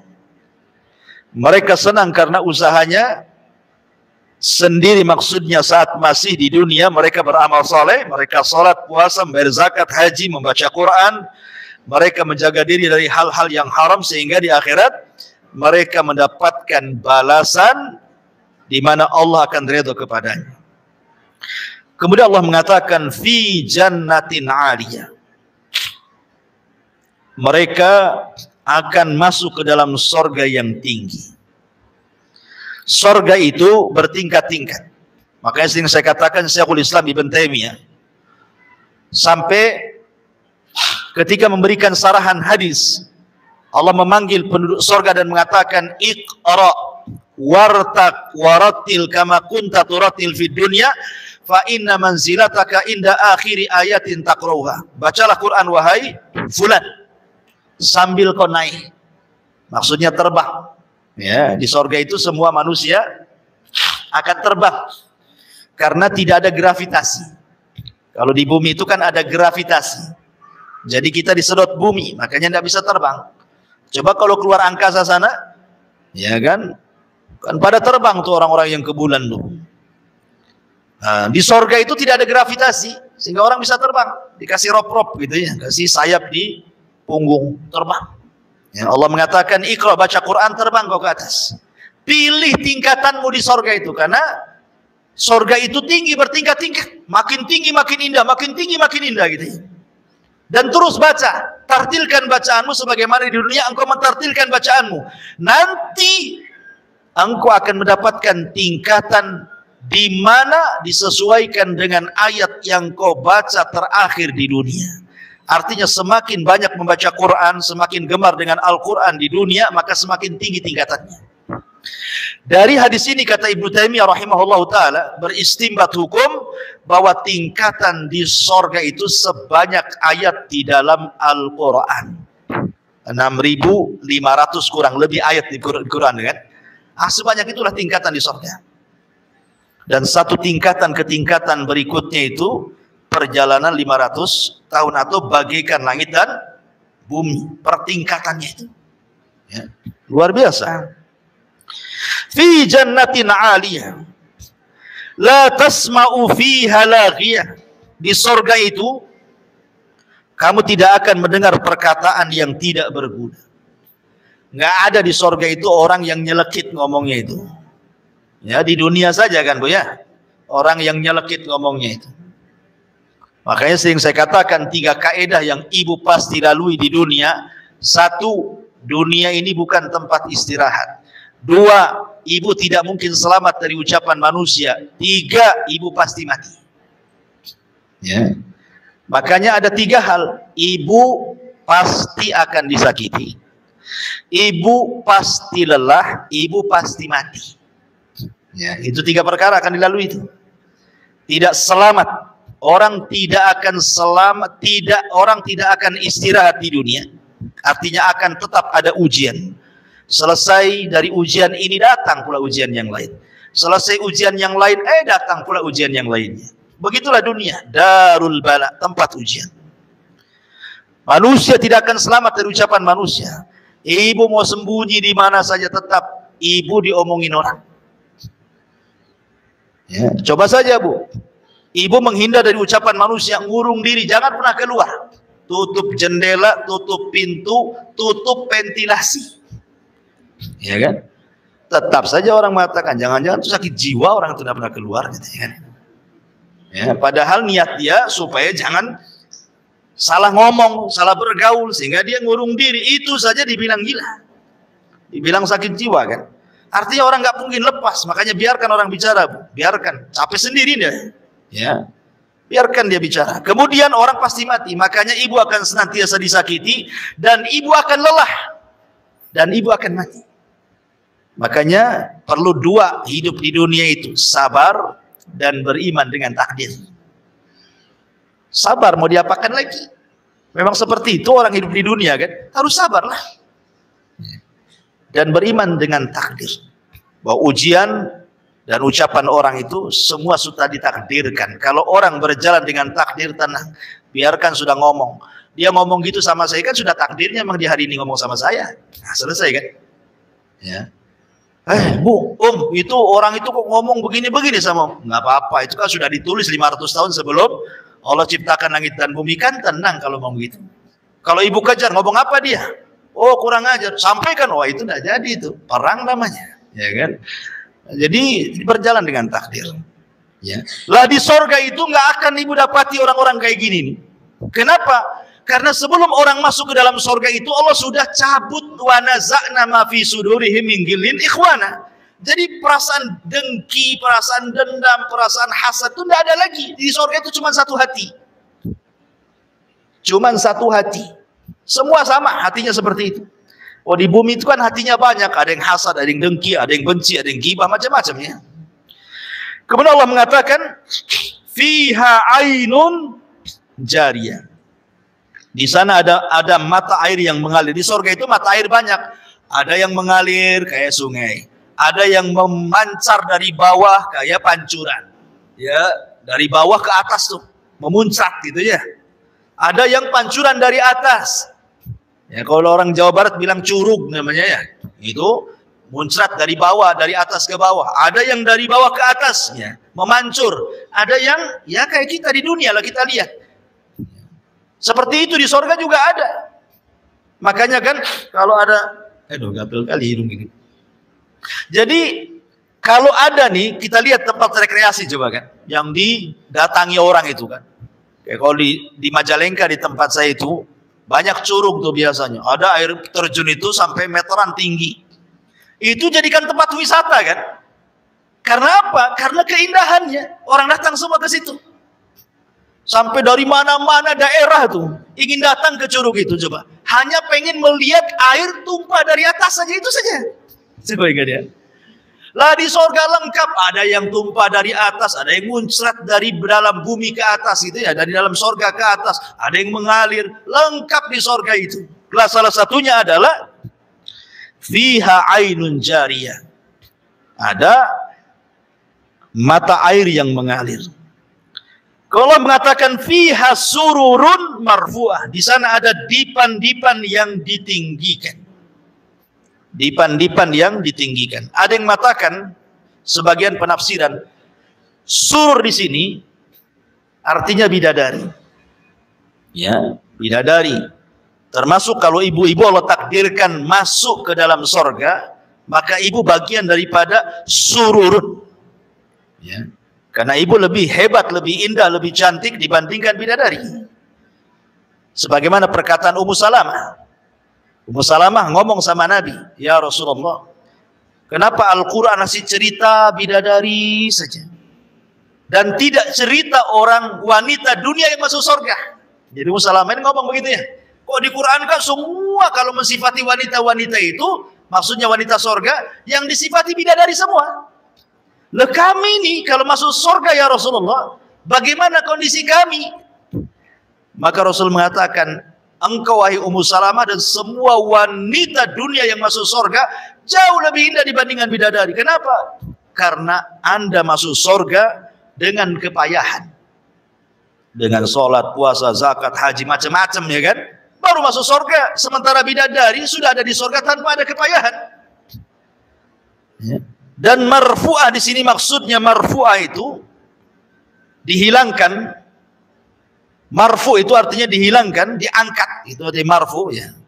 Maksudnya diangkat, baik tempatnya diangkat oleh Allah, baik kemudian pakaiannya juga betul-betul terangkat. Allah berikan sutra yang bermacam-macam lapisnya, termasuk juga diangkat dari semua aib dan cacat yang ada di dunia. Di surga tidak ada. Ya, ibu tidak berak, ibu tidak kencing, ibu tidak mengeluarkan dahak, ibu tidak meludah, ibu tidak ada haid, ibu tidak nifas gitu ya. Ya, badannya pun tidak bau, keringatnya juga minyak misik yang keluar gitu. Kalau di bumi kan sesuai yang ibu makan kan keringat itu. Makan jengkol, bau jengkol keringat. Makan pete, bau pete kan itu. Jadi di sorga itu yang keluar ya keringat, karena beraknya penduduk sorga itu ya keringat. Kalau kita kan betul-betul kotoran yang keluar kan. Kalau di sorga itu makan nggak ada berhenti, tapi tidak buang hajat. Cara membuangnya dengan keringat itu. Dan keringatnya wangi. Jadi di sorga itu semua terangkat. Yang kurang-kurang cantik di bumi semua cantik di sorga itu. Nggak perlu ke salon, nggak perlu tusuk sana tusuk sini, benang sana benang sini, silikon sana silikon sini, nggak perlu. Ya di sorga itu sudah indah dengan sendirinya. Itu maksudnya marfu. Ada juga mentafsirkan seperti itu. Ya. Ini cerita soal kenikmatan bidadari dan wanita-wanita yang masuk sorga ke dalam sorga di atasnya bidadari. Ya, dan sekarang lagi viral ya, gara-gara seorang ustazah cerita bidadari jadi viral jadi di medsos itu. Ketika ada penggiat sosial justru meledek soal bidadari, naudzubillah. Ustazah ini bagus-bagus saja menceritakan tentang kenikmatan seorang laki-laki di sorga itu. Ya memang bidadari, karena Allah yang mengatakan dalam Al-Quran, zuyyina linnasi hubbus syahwat minan nisa kan itu. Laki-laki itu dicintakan syahwatnya yang pertama kali kepada wanita kan itu. Baru kemudian kepada yang lain. Ya, tapi perempuan kan tidak. Kemudian komen juga. Kalau laki-laki dapat bidadari, perempuan dapat apa? Dapat Tupperware katanya. Ini kan kurang ajar Bu ya. Perempuan itu kenikmatannya jelas banyak. Apa yang disukai di dunia Allah berikan di akhirat semuanya. Sesuai dengan fitrahnya kan itu. Jadi ini masalah-masalah ilmiah. Jangan kemudian dibantah dengan lelucon. Bantah secara ilmiah kalau tidak suka. Ya namanya khilaf itu ya biasa dalam Islam. Tapi bantah secara ilmiah. Apalagi sampai kemudian mengucapkan kalimat jorok, naudzubillah. Nggak perlu saya ceritakan. Ya, ibu tonton di YouTube saja. Dan jangan lupa juga YouTube Humairah Channel. Kemudian wa akwabun maudhu'ah, dan gelas-gelas yang tersedia. Maudhu'ah itu maksudnya. Jadi gelas yang diminum itu, pamannya datang ibu mau minum apa? Madu ke, susu ke, asir ke, terserahlah. Air surga itu semua enak. Ya. Jadi kalau kita di dunia ini, contoh nih mau minum es durian. Ya. Sekarang lagi musim durian nih. Jadi ibu kan harus datang dulu mana orang jual jus durian. Cari dulu, nah, baru dapat. Baru pulang. Sampai rumah rupa gula ditaruh. Udah 2 hari nggak bisa diminum. Ya kan? Jadi kalau kita mau minum itu sulit sekali. Di sorga itu sudah disediakan tuh. Apa yang terbayang pengen minum apa itu sudah ada. Dan setelah diminum gelasnya bersih sendiri. Kemudian terletak di tempatnya masing-masing. Ibu ini kalau mau makan coba habis makan nyuci piringnya. Ya kan? Habis cuci piring dikeringkan piringnya. Habis kering baru diletakkan di tempat piringnya. Susah kali mau kerja di dunia ini. Mau makan saja susah gitu ya. Mau makan aja sulit, harus dibersihkan pancinya, ininya, itu macam-macam. Di surga nggak ada. Itu maksudnya wa aqwabu mawdu'at. Jadi tidak perlu nyuci piring, nggak perlu nyuci gelas, nggak perlu naruh di tempatnya, tertaruh sendiri gitu ya. Siapa yang mengantar? Yang mengantar itu anak-anak kecil, wildanun mukhalladun. Jadi ada anak-anak kecil yang lucu-lucu di surga itu. Dia tidak pernah besar. Segitu saja umurnya. Umur lucu-lucu. Kalau ibu punya anak kan, bayi, enak ya nampaknya. Apalagi kalau sudah mulai bicara ngomong tuh ya. Nah, sudah mulai manggil umi, abi, mungkin 3 tahun, 4 tahun sudah enak. Tapi coba kalau sudah besar sedikit, 10 tahun mulai jengkel tuh. Ya, 15 tahun langsung megap-megap ibu kan. Makin dia nakal. Ya, sudah tua anaknya mau nyekik saja, katanya durhaka sama orang tuanya. Jadi di sorga itu anak-anak itu tidak pernah dewasa ya, umuran lucu-lucunya mereka lah yang bawa gelas, yang ngasih minuman, kan enak tuh. Ya, kenikmatan yang luar biasa. Yatufuna alaihim wildanun mukhalladun. Kemudian wa namariku masfufa. Dan namarik, bantal-bantal sandaran yang tersusun. Ya, kita kan di rumah kalau kenapa orang beli kursi bagus-bagus ya supaya enak kan duduknya ya. Daripada ruangan yang ada kursinya nyandar di tembok. Ya. Sakitlah punggung ini nyandar tiap hari nyandar di tembok ya kan. Kan kalau bisa beli kursi yang bagus sampai mahal jutaan, ratusan juta pun ada gitu. Surga nggak usah beli ya. Sudah ada bantal-bantal sandarannya. Wa zarabiyu mabthusah. Kemudian permadani yang terhampar, sajadah gitu ya. Dan namarik itu biasanya sajadah-sajadah yang digunakan para pejabat, orang-orang kaya, para penguasa. Orang-orang miskin tidak punya, paling tikar kalau kita ini ya. Jadi itu diberikan kepada penduduk surga. Kemudian setelah itu Allah mengatakan afala yang duruna ilal ibili kaifa khuliqat. Sampai di sini Allah ceritakan penduduk surga, kemudian beralih ke tema yang lain. Afala yang duruna ilal ibili kaifa khuliqat. Maka tidakkah mereka memperhatikan bagaimana unta diciptakan? Kenapa, apa hubungan cerita surga dengan diciptakan unta? Allah itu maha mampu menciptakan apapun di bumi. Unta pun bisa Allah ciptakan, makhluk yang aneh. Apalagi Allah ciptakan di surga lebih mampu lagi, gitu maksudnya. Apa yang dihajatkan manusia di surga, Allah mudah menciptakannya. Jadi ketika Allah katakan, tidakkah kau lihat unta diciptakan, supaya kita berpikir tidak ada yang mustahil di surga, itu semua tersedia. Di bumi saja ditampakkan bagaimana Allah ciptakan unta dengan mudah.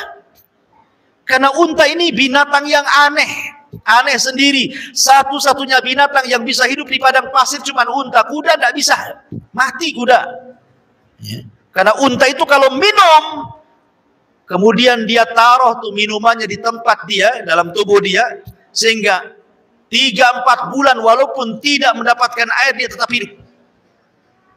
Bahkan terkadang orang-orang Baduy itu, kalau mereka melakukan perjalanan di padang pasir, minumannya tidak kayak kita ditaruh di jerigen gitu ya, di aqua gelas tuh apa ya, di aqua botol, enggak. Ditaruh di perut unta itu. Jadi kalau butuh minum tinggal dicucukkan aja, nanti keluar airnya. Simpanan unta tuh. Coba dia bisa menyimpan air dalam tubuhnya tuh. Kalau kuda 3 hari tak minum, matilah di padang pasir kepanasan. Ya, tapi unta luar biasa. Dan unta itu binatang yang paling jeli. Kalau dia pergi sekali saja, dia bisa pulang tanpa nyasar. Padahal padang pasir, kalau diinjak, datang angin, tertutuplah bekas injakannya kan. Sehingga tidak ada bekas kita ini berjalan, karena sudah tertutup dengan pasir yang terbawa angin. Tapi unta tahu kemana dia pergi, kemana dia pulang. Gak pernah nyasar. Tapi ingat, unta pun tidak akan melupakan orang yang menyakitinya. Pendendam unta. Ya, kalau ibu nabok unta, maka unta akan ingat ibu sampai dia mati. Wajahnya nampak tuh, hidungnya, matanya, rambutnya semua. Tahu tuh kalau nampak dari jauh dikejar, Bu. Mendendam. Dan dia hafal siapa yang menyakitinya. Mana ada binatang secerdas unta kayak gini coba. Belum lagi kemudian kencingnya pun obat unta itu ya. Nah, di zaman Rasul ada orang-orang Oronion itu yang sakit datang kepada Rasul. Kemudian Rasul mengambil kencing air unta suruh minum. Sembuh dia. Ya, jadi kalau ibu punya penyakit, minum banyak-banyak kencing unta. Ya. Tapi nggak ada di Indonesia. Titip sama orang umroh. Ya, minumnya sambil pegang hidung, ya, karena bau. Dan banyak lagi keistimewaan untanya. Tapi walaupun gitu, unta nurut sama pemiliknya. Walaupun anak-anak, kalau dia tahu anak itu pemilik dia, nurut, duduk, berdiri. Walaupun anak kecil, kalau tahu itu pemiliknya tuh. Tapi kalau bukan pemiliknya, tidak bisa diatur dia. Jadi memang luar biasa unta itu, dan banyak lagi keistimewaan unta luar biasa. Makanya Allah jadikan tanda-tanda kuasanya. Afala yang duruna ilal ibili kaifa khuliqat. Wa ila samai kaifa rufi'at. Dan langit bagaimana ditinggikan. Langit itu bentuknya bangunan, tapi bisa bertahan di langit tanpa tiang dan tidak roboh ke bumi. Ini kuasa siapa? Kuasa Allah. Ya. Ada sebuah kisah Bani Israel. Ketika menjelaskan sifat Allah dalam ayat kursi itu, wala sinatun wala naum. Allah itu tidak pernah tidur apalagi ngantuk. Jadi Nabi Musa menghadap Allah Subhanahu wa ta'ala. Nabi Musa kan kalimullah, kalimur rahman. Dia orang yang suka bicara dengan Allah Azza wa Jalla. Kemudian dia mengatakan kepada Allah kan, kenapa Allah tidak tersifati dengan sifat tidur dan ngantuk? Kemudian Musa suruh berdiri. Kemudian dua tangannya suruh seperti ini. Kemudian diletakkan satu piring di tangan kanannya, kemudian satu piring di tangan kirinya, kemudian diisi air. Kemudian Allah merintahkan agar diam seperti ini. Ya. Karena kelamaan Nabi Musa ngantuk dia. Ngantuk akhirnya terlepas piringnya, pecah gitu ya. Dan Allah mengatakan, ya Musa, kalau seandainya aku tersifati dengan sifat ngantuk, apalagi tidur, maka alam semesta ini akan berlaku seperti piring yang kau pegang itu.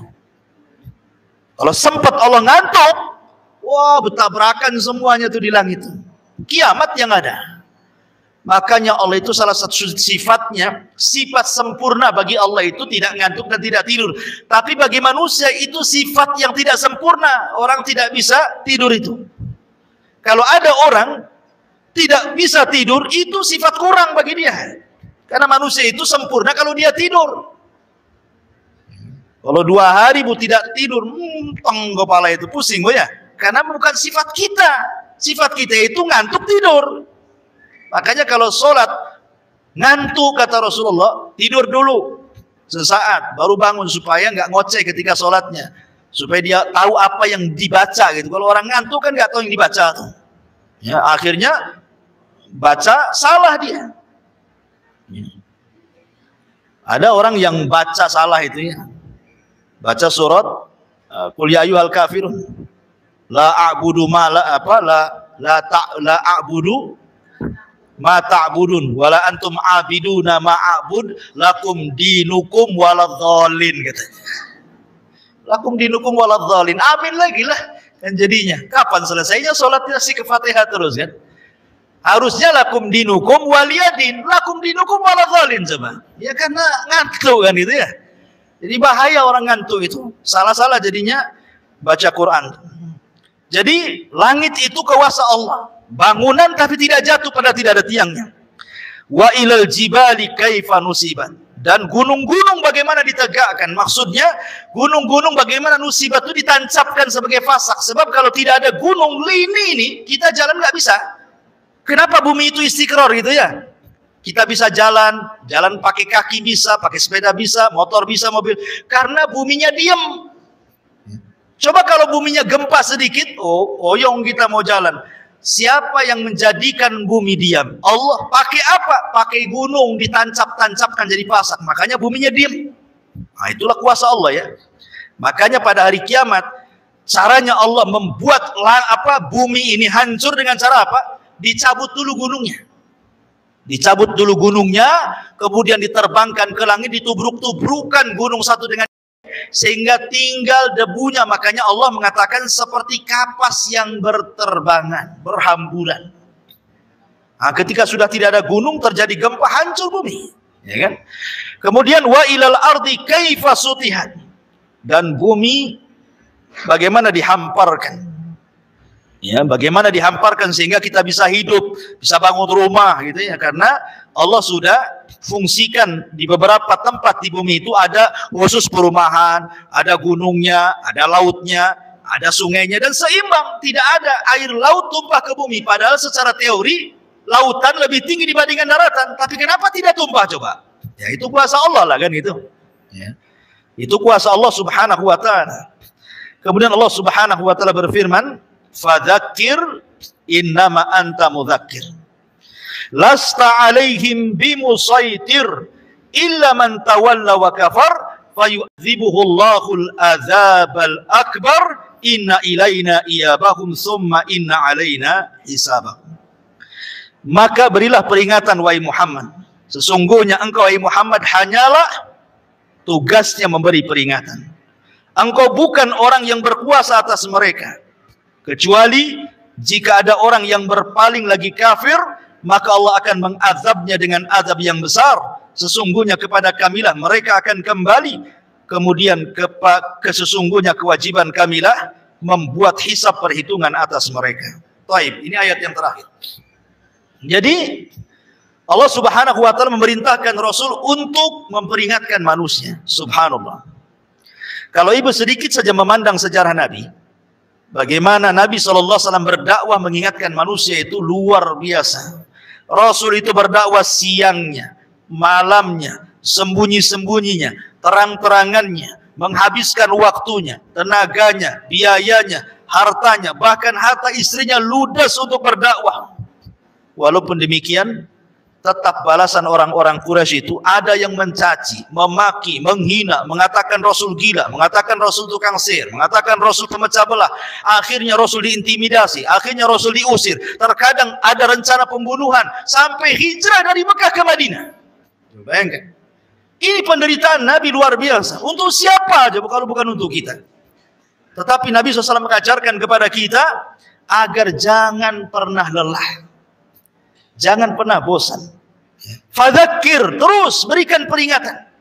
Terutama kepada keluarga, kepada tetangga, kepada orang-orang. Innama anta mudzakir. Karena tugas kita hanya memberikan peringatan, apalagi tugas kita ini menyampaikan hidayah Allah kepada manusia. Soal hidayah itu diterima atau tidak, lasta alaihim bimusaitir. Itu bukan urusan kita. Bukan urusan Nabi. Ya, engkau bukanlah orang yang berkuasa atas mereka memaksa hidayah. Tidak.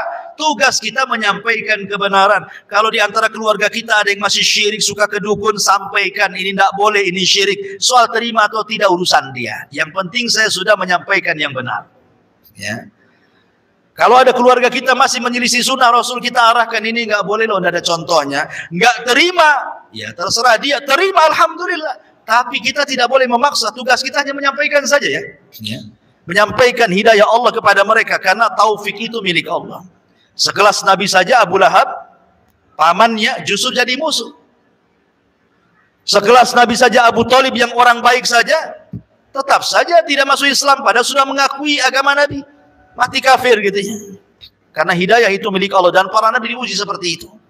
Istrinya Nuh kufur, istrinya Lut kufur, ayahnya Ibrahim kufur, dan begitu seterusnya. Karena apa? Lasta alaihim bimusaitir illa man tawalla wa kafar. Ini balasannya.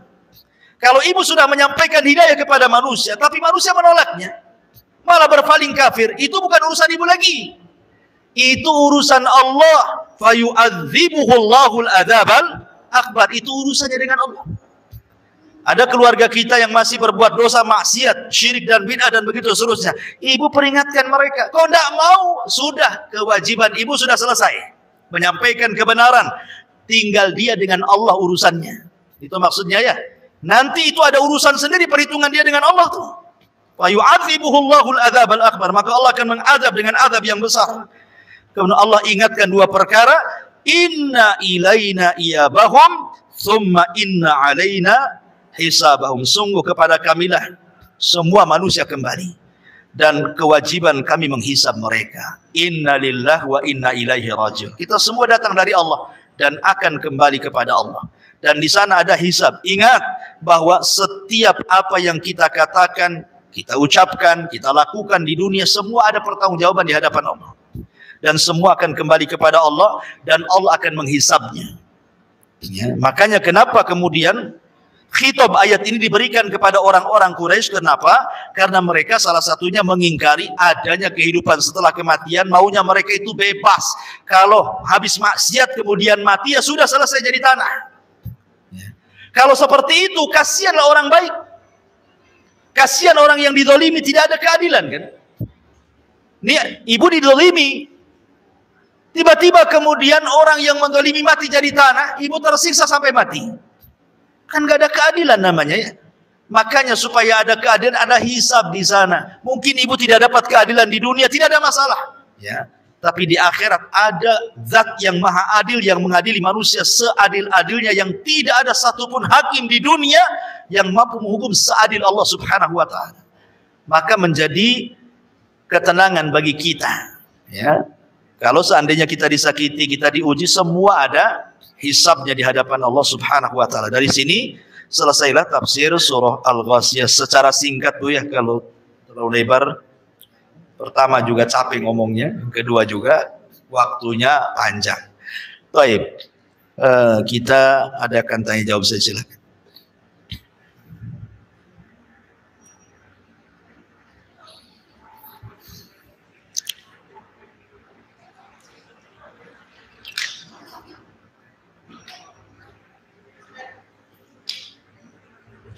Ada mic enggak? Coba. Mana satu nih?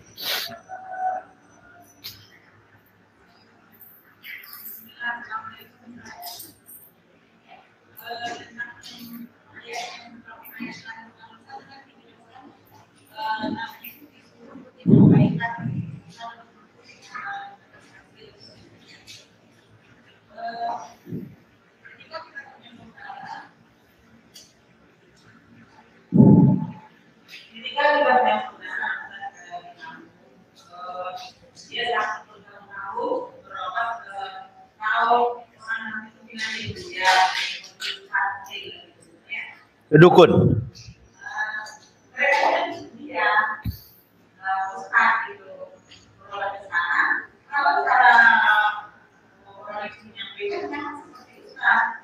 Tapi ruqyah betulan Bu, enggak?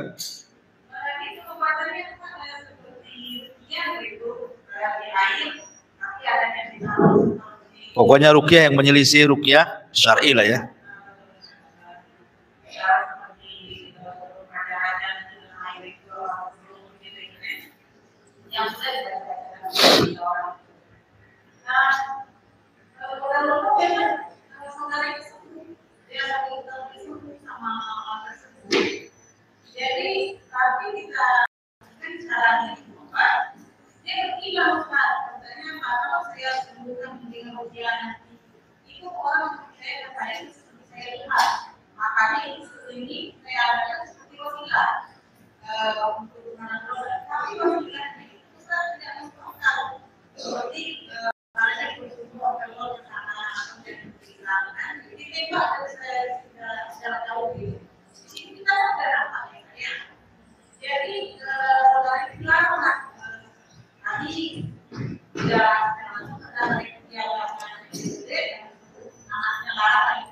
Oke.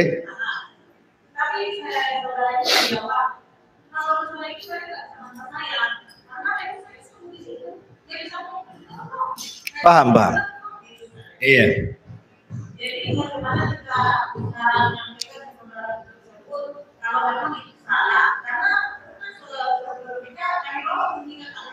Iya, iya, iya, paham.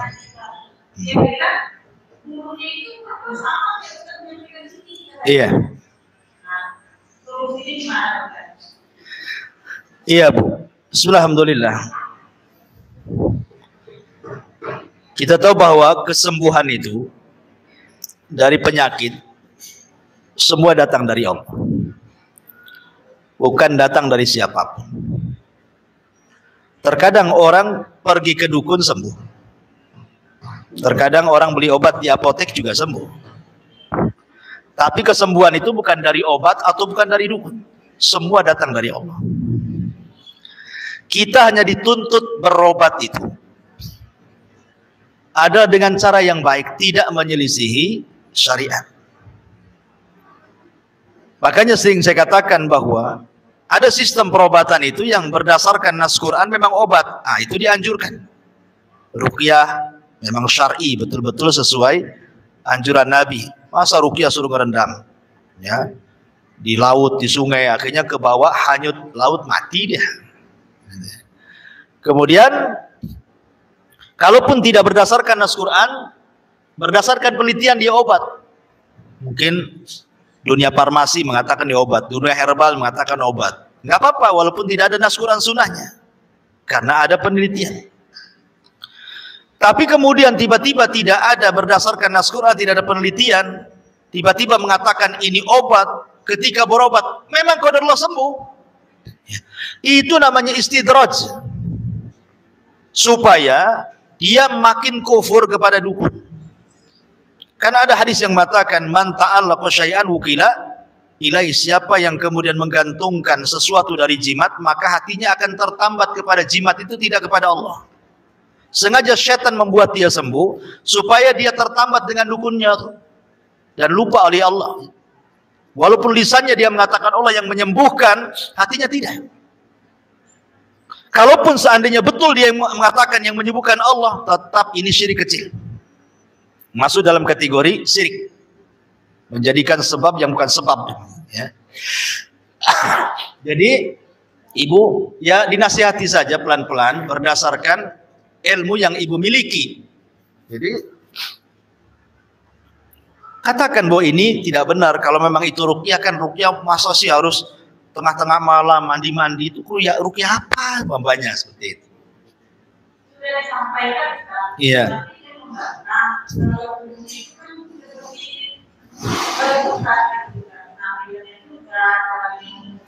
Paham.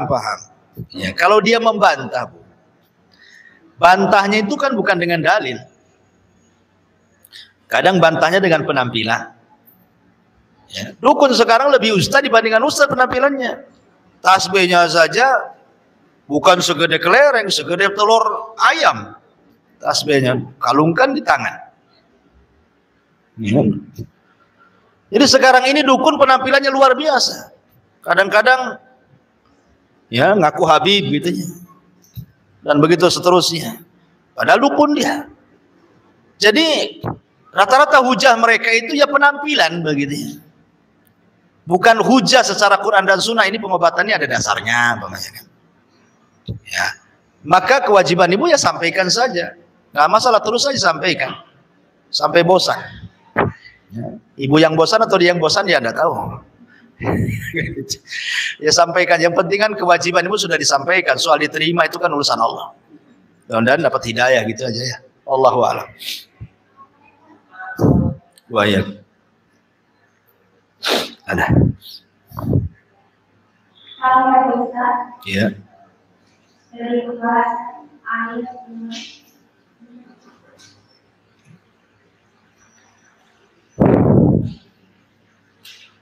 ujung yang itu kan ada pembahasan mengenai wajah-wajah kita ketika kita menerima catatan pada satu dan kaya, wajah yang sesering dan wajah yang didoain.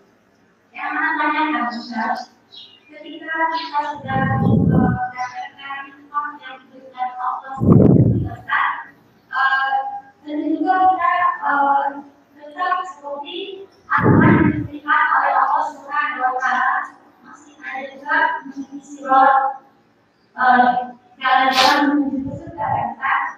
Terus yang menanyakan lagi, apakah ketika kita menerima dengan wajah-wajah yang seperti ini, kita waktu berjalan menuju surga, atau ada jalan lain karena urusan yang lain? Iya. Ya, alhamdulillah. Golongan manusia itu di akhirat tentang hisab itu kan ada 3. Ada orang yang tidak dihisab sama sekali. Mereka direct keluar dari kuburan aja masuk surga orang itu. Ya. Mereka bisa melesat dengan lesatan yang luar biasa dalam titian itu. Sehingga mereka sudah di pintu surga lah, nunggu masuk surga aja. Orang yang mereka tanpa hisab dan azab.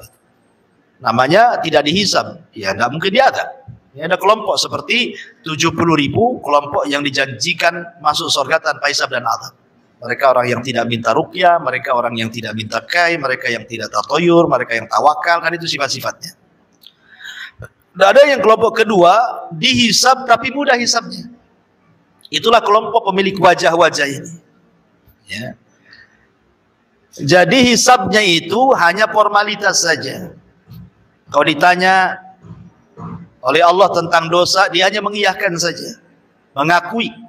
Ya, saya melakukan seperti itu. Diakui dosa semuanya.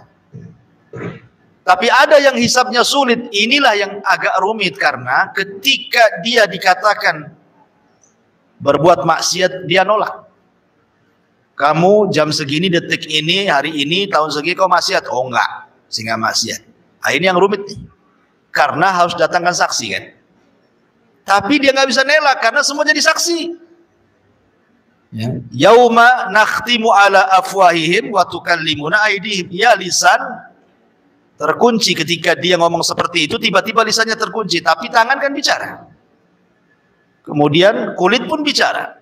Kemudian bumi yang kita pijak juga bicara. Ya.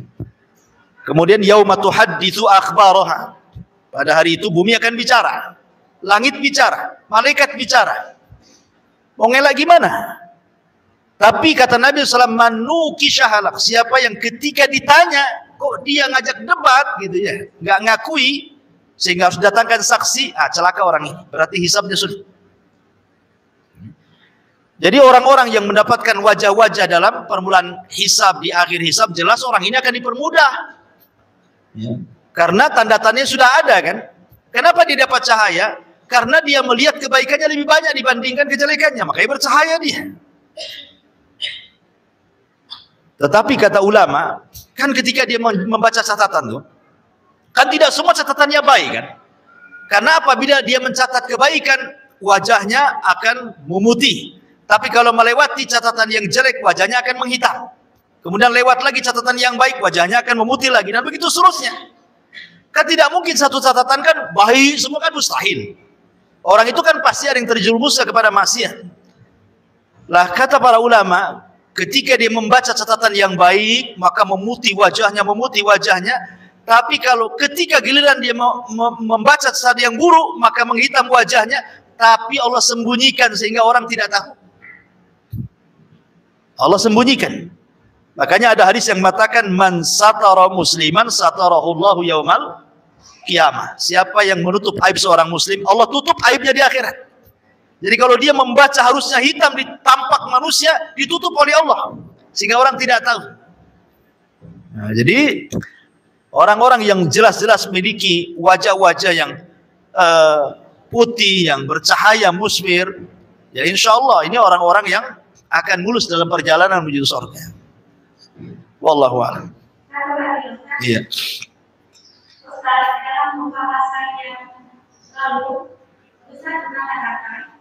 Bahwa seseorang ketika dia masuk surga itu bukan karena amalan atau keinginannya, tapi dengan Allah sebagaimana Allah sekali dan ketika dia masuk surga dan ibadahnya kepada Allah. Terus di sini kaitannya juga tadi sudah katakan kita kan surga itu sebanyak ayat Al-Quran yang itu 560 dan dalam singkatan itu juga Allah akan menceritakan apa yang ibadah sebanyak ayat yang pernah dibacakan itu. Terus yang akan dikatakan, apakah seorang hamba ketika dia membaca dengan ayat-ayat itu apakah dia harus menghafalnya atau sekedar mempelajari arti dan maknanya, atau mereka yang dia tidak begitu paham dengan maknanya, tapi dia berlaku tanpa menilai susah, apakah dia bisa tergolong dengan mengenai surga yang seperti katakan demikian. Alhamdulillah, tingkatan amal itu kan beda-beda. Tentu yang hanya sekedar membaca, pahalanya juga akan berbeda dengan orang yang membaca dan memahami. Orang yang baca memahami tentu akan berbeda dengan orang yang membaca, memahami, dan berusaha mengamalkan. Kan begitu tingkatan orang. Makanya surga juga tingkatan-tingkatan. Adapun masuk surga karena rahmat, karena keadilan itu tidak orang masuk surga. Kalau karena keadilan, nggak ada orang masuk surga. Adil di mana, Bu? Ibu usianya 50 tahun, 60 tahun meninggal. Tiba-tiba masuk surga dikekalkan dengan kenikmatan luar biasa. Adilnya di mana? Nggak ada orang bisa masuk surga karena keadilan kan. Makanya karena rahmat. Lah amal soleh itulah yang kemudian menentukan kita derajat di surga. Dan yang memudahkan perjalanan mulai dari kubur, kemudian sampai perjalanan di padang mahsyar, sampai kemudian di pintu surga. Itu kan amal kita ya, yang memudahkannya itu. Nah, tetapi ketika dimasukkan ke dalam surga bukan karena amalannya, tapi karena rahmatnya.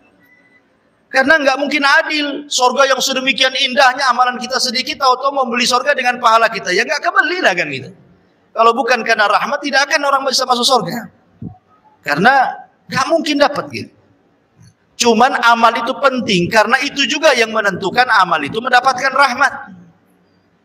Amal itulah yang mendapatkan rahmat. Dan orang itu masuk surga bertingkat-tingkat itu, karena manusia juga bertingkat-tingkat. Dalam ibadah itu kan bertingkat-tingkat. Orang itu dalam beribadah seperti Allah ngasih rizki, Bu. Seperti orang ngasih rizki kan gitu ya. Ada orang yang jadi satpam, gajinya sekian. Ada orang yang jadi manajer, gajinya sekian. Ada orang jadi anggota dewan, gajinya sekian. Ada orang, itu rizki itu kan Allah sudah bagi-bagikan.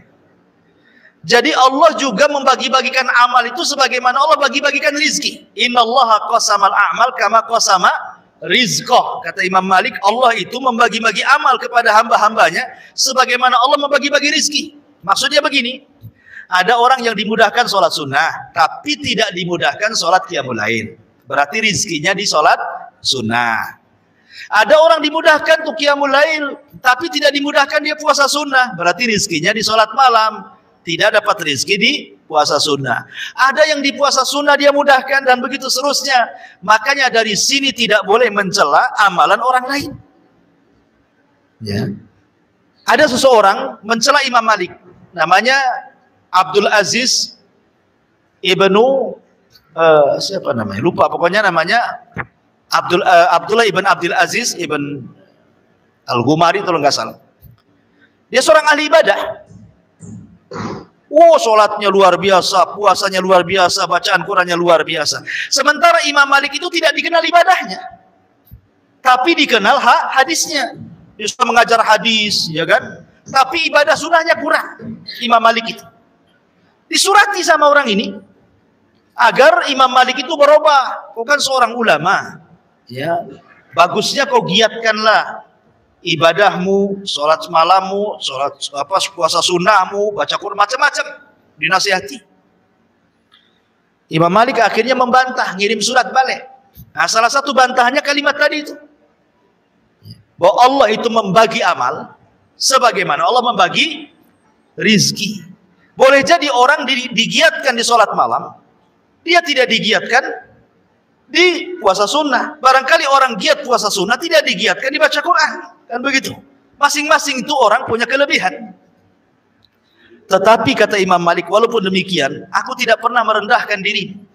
Dan ingat bahwa para pendakwah itu, orang yang mempelajari ilmu dan mengajarkannya, jauh lebih mulia dibandingkan ahli ibadah. Kata Imam Malik kan jawabannya tuh. Ya. Makanya penting orang itu untuk tidak saling mencela. Karena ada seorang murid yang kurang ajar sama ustadznya kan, kadang-kadang kan. Dia sudah diberikan ilmu banyak sama ustadz. Tapi mungkin ustadz ini mungkin nampaknya jarang sholat sunnah. Muridnya pula sholat sunnahnya rajin gitu ya. Mungkin ustadznya hari puasa Senin Kamis kalau ngajar kok minum, berarti tidak puasa sunnah dia. Sementara muridnya puasa sunnah terus. Dicela ustadznya. Kok ustadz kalah dengan saya? Harusnya ustadz gak kayak gitulah kan gitu. Ini sama kasusnya orang ini dengan Imam Malik kan. Tapi Imam Malik membantah, walaupun demikian, ingat, pelajar ahli ilmu dan mengajarkan ilmu jauh lebih hebat dibandingkan kalian yang ahli ibadah, kata Imam Malik. Sebab yang ahli ibadah itu, ya manfaatnya untuk dirinya saja. Sementara ahli ilmu siapa bisa berdakwah kan, manfaat untuk dia dan orang lain, itu maksudnya kan. Nah, maka dari sini jangan saling mencela. Apalagi kemudian menghina ustadznya pula gara-gara masalah sedikit dicela ustadznya. Ya, gimana ceritanya? Hargai kan gitu. Ulama lebih hebat dibandingkan ahli ibadah. Kadang-kadang muridnya ini baru mungkin sebulan dia rajin ibadah gitu. Baru sebulan, 2 bulan, 3 bulan, atau setahun mungkin rajin ibadah. Tengok ustadznya kurang, sholat sunnahnya kurang. Ustadz apa ini katanya. Padahal dia ngaji sama dia gitu ya. Dihinakannya pula ustadz. Siapa kita dengan ustadz itu gitu maksudnya. Kembali bahwa itu ada tingkatan-tingkatan semuanya. Dan baca Quran juga sama. Ada yang memang diberikan rezeki dia hanya bisa membaca saja. Ya dapat pahala di situ. Ada yang diberikan rezeki mampu menghafal tafsirnya. Ada yang diberikan bisa mengamalkannya. Ya, tingkatan-tingkatan lah pahalanya. Wallahu a'lam. Iya.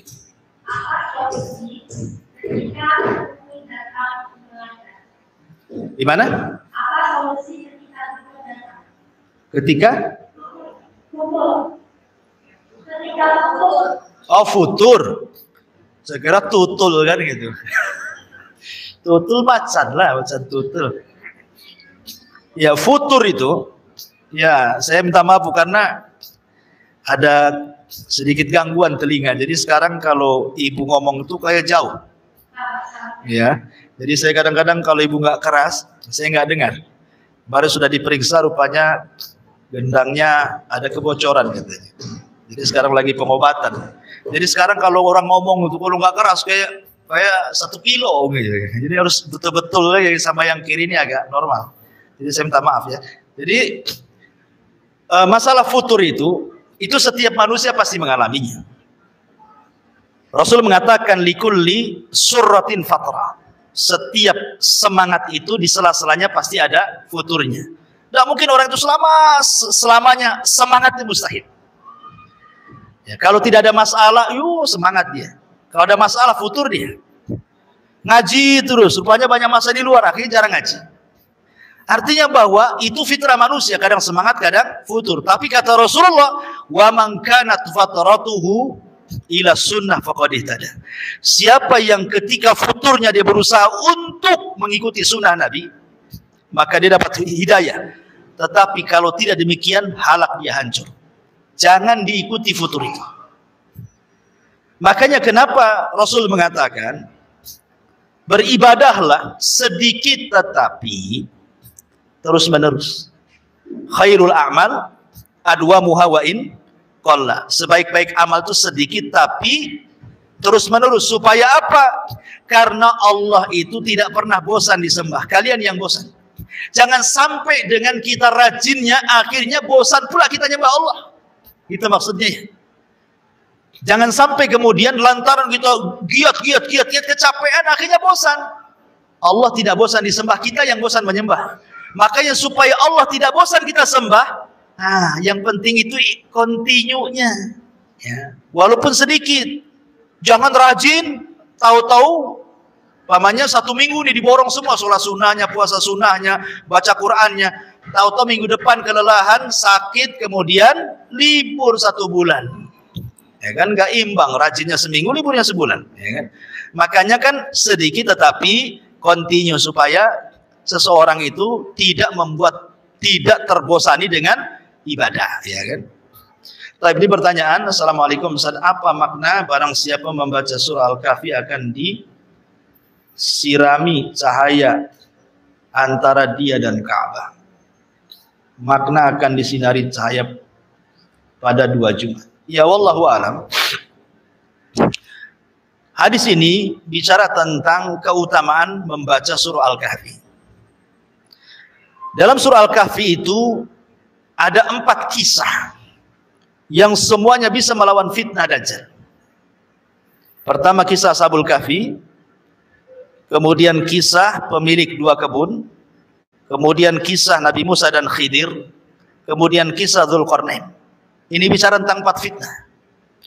1 fitnah ilmu, fitnah harta, fitnah kekuasaan, dan juga fitnah agama. Ya, ini 4 fitnah kan. Orang terfitnah dengan, semua manusia terfitnah dengan 4 perkara ini. Mungkin dengan harta, akhirnya harta itu membuat dia jahat, ya kan? Atau kekuasaan, makanya terkadang orang berkuasa jadi zalim.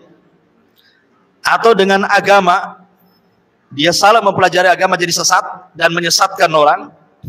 Atau ilmu, merasa bangga, sombong dan begitu seterusnya kan. Makanya Allah sebutkan, maka di antara kemudian keutamaan surah Al-Kahfi kalau kita paham itu membawa cahaya. Sehingga dia bisa menerangi dari fitnah, terhindar dari fitnah-fitnah itu. Dengan cahaya itu terterangilah dia dari segala fitnah-fitnah itu. Sehingga dia bisa berjalan dan bisa melalui fitnah-fitnah itu. Wallahu a'lam.